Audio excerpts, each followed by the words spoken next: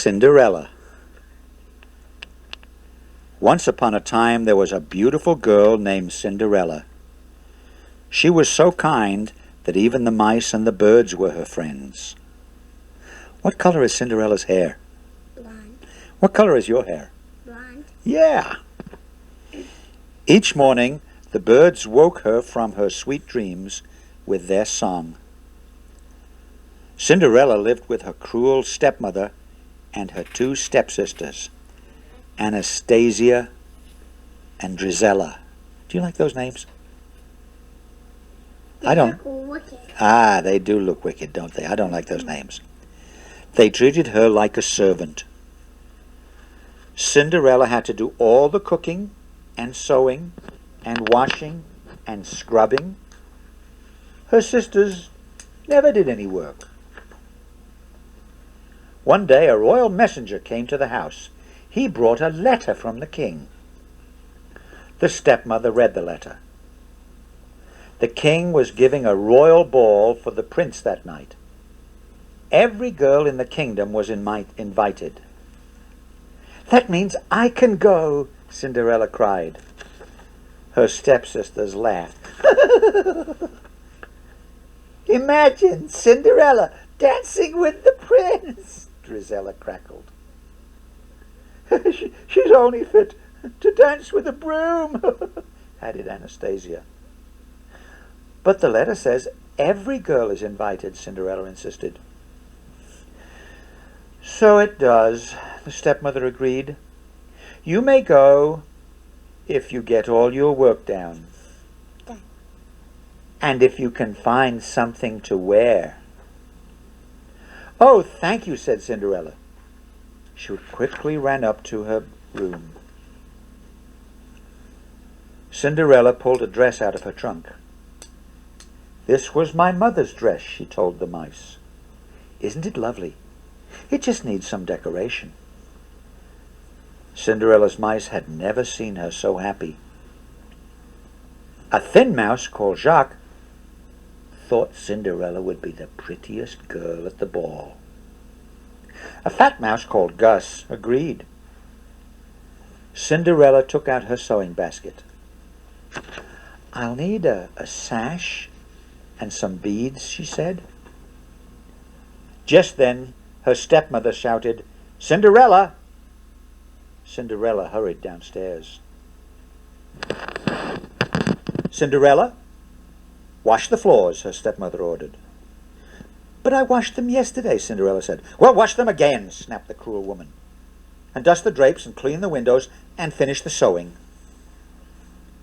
The mice felt very sorry for Cinderella. "Cinderella, do this. Cinderella, do that," Jacques said. "Cinderella will never have time to fix a dress. Then her stepmother won't have to let her go to the ball." "Poor Cinderella," Gus agreed. One of the mice had an idea. "Why don't we fix the dress for Cinderella? We can do it." All the animals agreed to help. Gus and Jacques sneaked into the stepsisters' room. Drizella and Anastasia were getting ready for the ball. "This sash is old," Anastasia said. "These beads are horrible," Drizella said. They threw their things away. Gus and Jacques took the sash and the beads. "Pretty, pretty," Gus exclaimed. "Shh," Jacques hissed. He was afraid that they would wake Lucifer, the cat. But the mice made it safely back to the attic. And soon every beak and paw was busy. The animals measured and cut and sewed while they worked. Cinderella helped her stepsisters with their gowns. Soon it was time for the ball. "Why, Cinderella," her stepmother sneered. "You're not ready. What a shame." Cinderella slowly climbed the stairs to her room. "Oh, well, what's a royal ball?" she said. "It would probably be dull and boring, and," Cinderella sighed, "completely wonderful." but her dress wasn't finished, so she couldn't go. Cinderella opened the door to her room. "Surprise!" shouted all the mice and the birds. Cinderella thought she was dreaming. Her dress was beautiful. "Oh, thank you," Cinderella told her little friends. She put on the gown and hurried downstairs. "Isn't my dress lovely? May I go to the ball?" Cinderella asked. Anastasia and Drizella gasped. "Mother, she can't." "Well, we did have a bargain," began the stepmother. At that moment the sisters recognized the things they'd thrown away. "My sash!" Anastasia wailed. "My beads!" Drizella shrieked. The sisters tore at Cinderella's gown. They took back the sash and the beads. Cinderella was left in rags. Then Drizella and Anastasia went to the ball with their mother. Cinderella ran into the garden. She tried to remember her sweet dreams, but she didn't think they would ever come true. Her animal friends had never seen her so sad.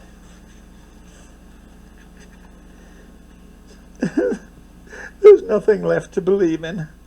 Nothing," Cinderella sobbed. She didn't notice the lights that twinkled and danced all around her. But Jacques and Gus did. They could hardly believe their eyes. The lights turned into a kind-looking woman. The woman patted Cinderella's head. She said, "You must believe in something, or I couldn't be here. And here I am. So dry your tears."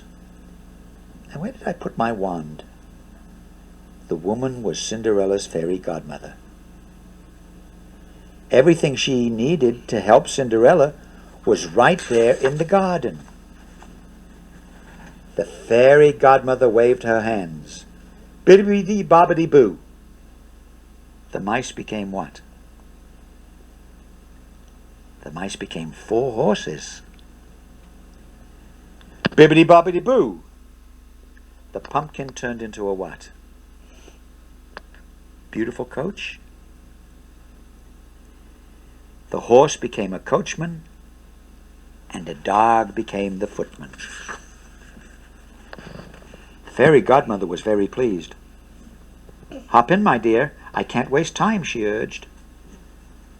Don't you think my dress," Cinderella began. "Oh, good heavens, child, you can't go like that," said fairy godmother. And bibbidi-bobbidi-doo. Bibbidi-bobbidi-boo. You said do. Oh, okay. Bibbidi-bobbidi-boo.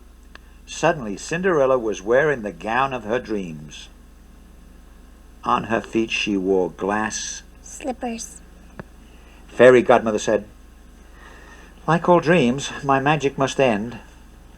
At midnight the spell will be broken." Cinderella promised to be home before midnight. Off she rode to the ball. The ball had already begun, and the king was not very happy. He wanted his son to marry. The prince had danced with all the girls at the ball, but he had not fallen in love with any of them.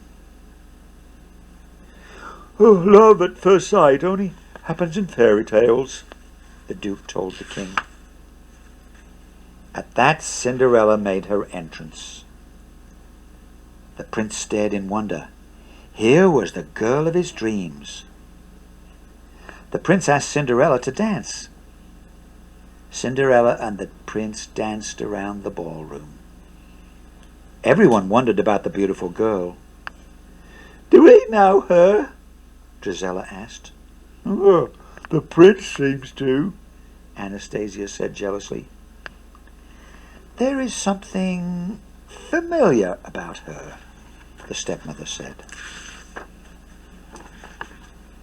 When the dance ended, Cinderella and the prince walked in the garden.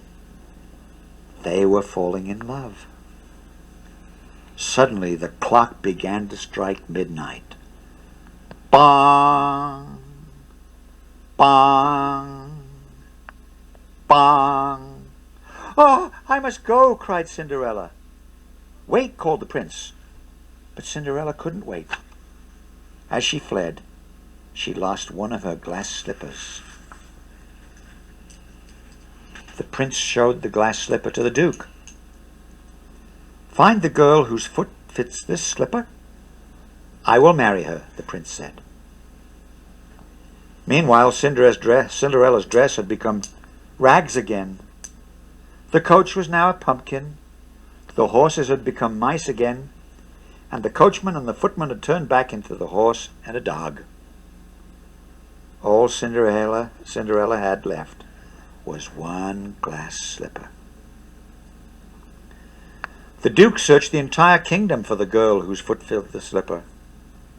Soon everyone knew that the prince would marry that girl. When Cinderella heard this, she got a dreamy look in her eyes. The stepmother saw the dreamy look. She didn't want Cinderella to marry the prince, so she locked Cinderella in her room. The stepmother put the key in her pocket and left. Gus and Jacques saw everything. "We gotta get that key," Jacques cried. Gus agreed. The two brave mice managed to get the key from the stepmother's pocket. They struggled to get the big, heavy key up the stairs. Jacques and Gus had to hurry. The Duke had just arrived. His footman carried the glass slipper. Anastasia tried on the slipper. Her foot was much too big. Drizella tried next. She couldn't even fit the slipper over her toes. "Are there any other ladies in the house?" asked the Duke. "There is no one else," the mother answered. The Duke was about to leave when Cinderella came down the stairs. Jacques and Gus had freed her. "May I try on the slipper?" she asked. But the cruel stepmother tripped the footman fell, and the slipper broke. Luckily, Cinderella had the other glass slipper. Of course, it fit perfectly. Cinderella and the prince were soon married. It was Cinderella's dream come true. Jacques and Gus weren't surprised because they always knew that if you keep on believing, that's just what dreams do. The end. Would you like to be Cinderella? Would you? I don't know. What would you like to be? Would you like to be the prince or Gus or Jacques? Jack, you mean? I think you would be Jacques. He was a little mouse that was really, really helpful, wasn't he? Jack, not. It's Jacques. That's the way the Frenchman would say it. But it's really Jack, not